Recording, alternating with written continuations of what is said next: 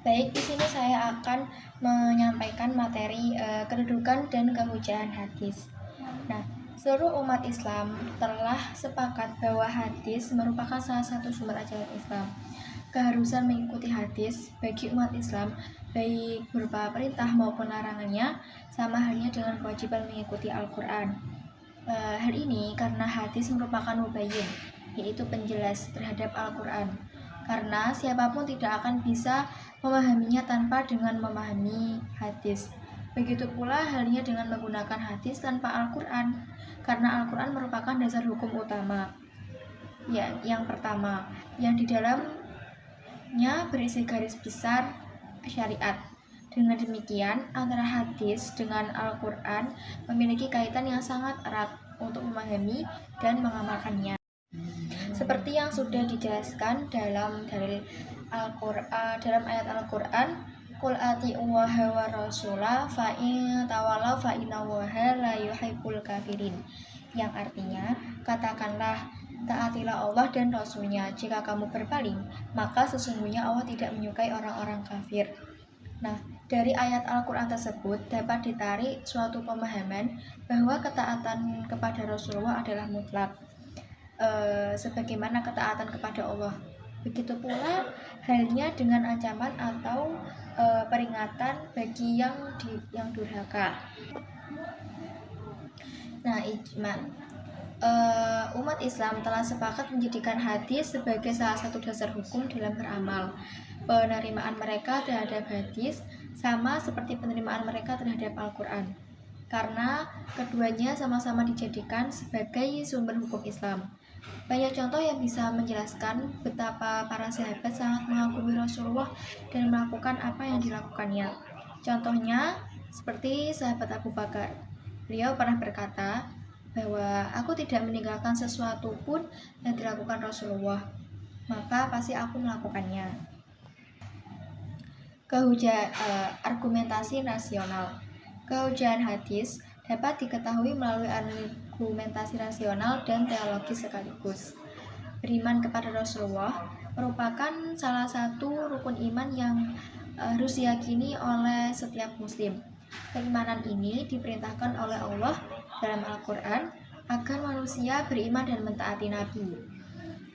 Menurut Muhammad Ajaj Al-Khatib, bila seseorang mengaku beriman kepada Rasulullah, maka konsekuensi logisnya menerima segala sesuatu yang datang darinya yang berkaitan dengan urusan agama, karena Allah telah memilihnya untuk menyampaikan syariat kepada umat manusia. Allah juga memerintahkan untuk beriman dan mentaati Nabi. Lalu ada fungsi-fungsi hadis. Hadis menduduki fungsinya yakni menjadi penjelas atau mubayyin isi kandungan Al-Quran tersebut. Hal ini sesuai dengan firman-Nya yang berbunyi sebagai berikut. Wa anzalna ilaika dzikra litubayyina lin-nasi ma nazala ilaihim wa la'allahum yatafakkarun. Yang artinya, dan kami turunkan kepadamu Al-Quran agar kamu menerangkan kepada umat manusia. Fungsi-fungsi hadis tersebut adalah ada al-takrir. Bayan al-takrir disebut juga dengan bayan al-ta'kid dan bayan al-isbat. Yang dimaksud dengan bayan ini ialah menetapkan dan memperkuat apa yang diterangkan di dalam Al-Quran.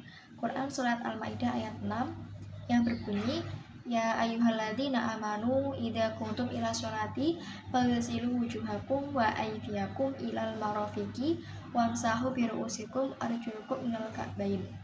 Yang artinya, hai orang-orang yang beriman, apabila kamu hendak mengerjakan sholat, maka basuhlah muka dan telapak tanganmu sampai dengan siku, dan sapulah tanganmu dan kakimu sampai dengan kedua mata kaki.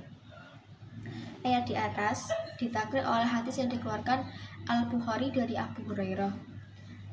La taqbalu sholata man ahdasa hatta yatawadda'a. Artinya, tidak diterima sholat seseorang yang berhadas kecuali ia berwudu. Ayat di atas ditakrir oleh hadis yang dikeluarkan Al-Bukhari dari Abu Hurairah. La taqbalu sholata man ahdasa hatta yatawadda'a. yang artinya tidak diterima sholat seseorang yang berhadas sampai ia berwudu. Hadis riwayat Al-Bukhari. Yang kedua ada al-tafsir. Bayan al-tafsir adalah penjelasan hadis terhadap ayat-ayat yang memerlukan perincian atau penjelasan lebih lanjut, seperti pada ayat-ayat yang mujmal, mutlak, dan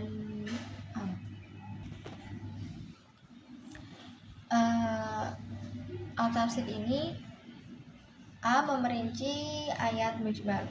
Ayat mujmal artinya ayat yang ringkas atau singkat yang perlu dijelaskan. Hal ini karena belum jelas makna memerinci ayat mujmal.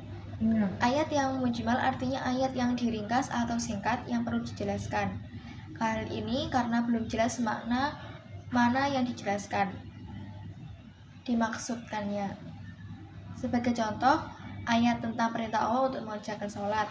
Ayat tersebut masih bersifat global, masih memerlukan uraian lebih lanjut secara pasti. Contoh perincian itu dapat dilihat pada hadis yang berbunyi, "Shollu kama ra'aitumuni usolli." Sholatlah seperti kamu melihat aku sholat. Hadis riwayat Al-Bukhari. B. Membatasi ayat mutlak. Artinya membatasi ayat-ayat yang mutlak dengan sifat, keadaan, atau syarat-syarat tertentu. Contoh ayat mutlak antara lain la taqta'u yadusari. Hadis ini membatasi ayat Al-Quran yang salah. La taqta'u yadusariki ila rubai dinari fasu'ada. Tangan pencuri tidak boleh dipotong melainkan pada pencurian senilai 1/4 dinar atau lebih. Hadis riwayat Muslim. Nah, hadis ini membatasi ayat Al-Quran yang berbunyi wasariku wasariqatu faqta'u aydiyahuma jazaa'an bima kasaba nakala minallahi. Yang artinya laki-laki yang mencuri dan perempuan yang mencuri, potonglah tangan keduanya sebagai pembalasan apa yang mereka kerjakan dan sebagai siksaan dari Allah. Yang ketiga ada bayan al-tasri'. Bayan al-tasri' adalah penjelasan hadis yang berupa mewujudkan, mengadakan, menetapkan suatu hukum atau aturan-aturan syara yang tidak didapati nasnya dalam Al-Quran. Suatu contoh hadis Nabi yang berbunyi la yajma'u bainal mar'ati wa ammatiha wa la bainal mar'ati wa khalatiha. Yang artinya seorang perempuan tidak boleh dipoligami bersama bibinya dari pihak ibu atau ayahnya. Hadis riwayat Al-Bukhari. Al-Quran tidak menjelaskan tentang keharaman mengawini seorang wanita bersamaan dengan bibinya, baik dari pihak ayah maupun ibu. Memang dalam Al-Quran dijelaskan beberapa kerabat keluarga dilarang dikawini seperti ibu kandung, saudara, anak dan sebagainya. Tetapi ada larangan mempoligami seorang perempuan bersama dengan bibinya. Dalam hal ini hadis menetapkan hukum tersendiri sebagaimana dijelaskan.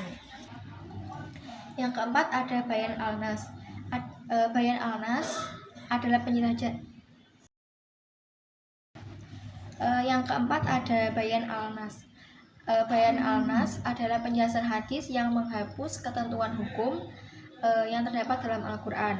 Salah satu contoh sabda Rasulullah yang dinarasikan Abu Umamah al-Bahili, la wasiyata liwarisi, artinya tidak ada wasiat bagi ahli waris.